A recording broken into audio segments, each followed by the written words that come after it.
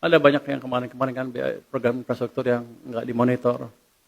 Ada WUS, ada LRT Jabodetabek, ada apa lagi. Itu sebetulnya programnya bagus, proyeknya bagus. Cuman nggak diawasi sehingga ketika ada masalah, nggak ada yang menangani. Akhirnya terjadi cost of run berpuluh triliun rupiah.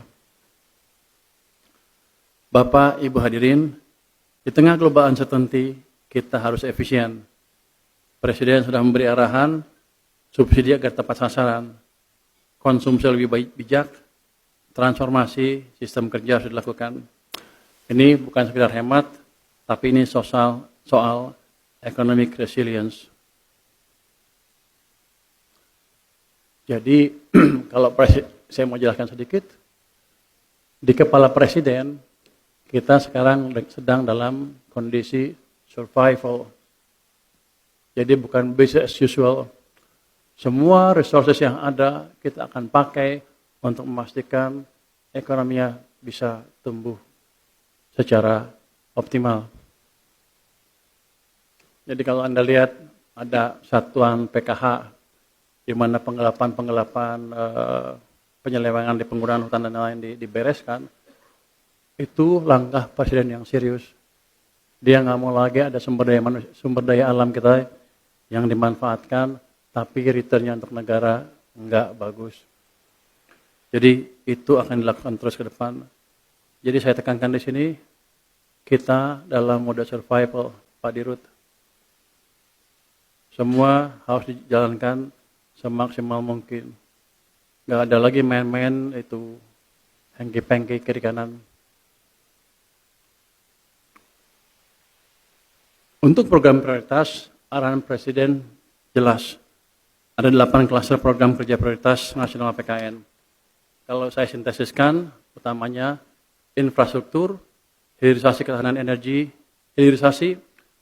energi, dan penguatan ekonomi daerah. Benang merahnya hanya satu, yaitu value creation dan industrial upgrading. Contoh konkretnya begini, misalnya dengan hilirisasi nikel, ekspor naik di dari raw ke proses. Tapi ini Pak Dirut, hilirisasi nikel kita gede-gedein, tapi yang untung perusahaan Cina. Saya suka sedih ngelihatnya. Jadi coba kita lihat perusahaan domestik atau BUMN ada nggak yang bisa kita bantu. Termasuk dalam hilirisasi adalah energy security projects. Jadi kita akan diversifikasi ke sumber energi yang lain.